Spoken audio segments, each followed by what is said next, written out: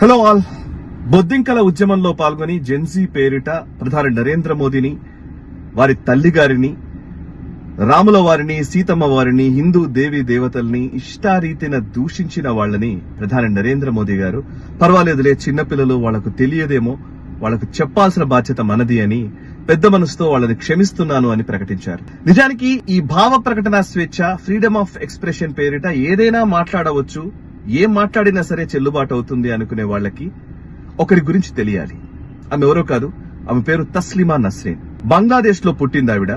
Islamic కుటుంబంలో పుట్టిన ఆమె ఇస్లాం గురించి కొంత విమర్శనాత్మకమైనటువంటి కథనాలు, వ్యాసాలు రాయడం మొదలుపెట్టింది.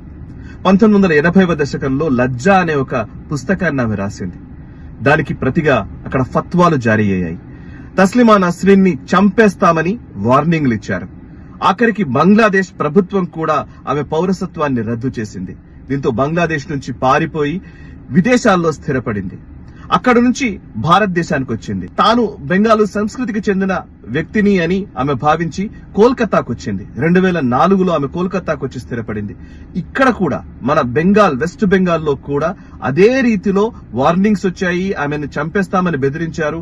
నిజానికి ఆమె రచయిత్రి. ఆమె అనుకున్న మాటల్ని ఆమె రాయడానికి ఆమెకు అవకాశం కల్పించాల్సింది పోయి ఆమె మీద డెత్ థ్రెట్స్ ఇచ్చారు. దీంతో ఆమె కోల్కతా నుంచి కూడా పారిపోయి వచ్చింది. హైదరాబాద్ ప్రెస్ క్లబ్ లో ఆమె ప్రెస్ మీట్ నిర్వహిస్తే, ఒక పుస్తక సమీక్ష ఏదో నిర్వహిస్తూ ఉంటే ఎంఐఎం గూండాలు వచ్చి విపరీతంగా దాడులు చేసే ప్రయత్నం చేశారు.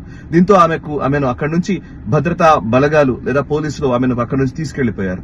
దీంతో ఆమె మళ్లీ బయటకెళ్లి వేరే దేశాల్లో స్థిరపడి స్వీడన్, యూరోపియన్ దేశాల్లో అక్కడ ఇక్కడ తలదాచుకుని ఎట్టకేలకు 19 సంవత్సరాల తర్వాత మళ్లీ కోల్కతాలో అడుగుపెట్టింది మొన్న. ఎందుకు ఈ మాట చెప్తున్నాను అనంటే, భావ ప్రకటన స్వేచ్ఛ పేరిట హిందూ దేవీ దేవతల్ని దూషిస్తూ, అందులోనూ రామాయణ విషవృక్షమని, ద్రౌపది గురించి, లేకపోతే మహాభారతం గురించి, రామాయణం గురించి ఇష్టం వచ్చినటువంటి రాతలు రాసినటువంటి రచయితలని, రచయిత్రులని ఈ దేశంలో, మన సమాజంలో గౌరవిస్తూనే వచ్చాం.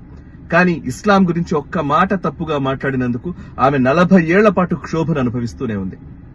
సో భావ ప్రకటన స్వేచ్ఛ ఫ్రెండ్స్ ఒక్క సైడే ఉండదు, వన్ సైడ్ కాదు. ఇది 2 వేగా ఉన్నప్పుడే భావ ప్రకటన స్వేచ్ఛ నడుస్తుంది.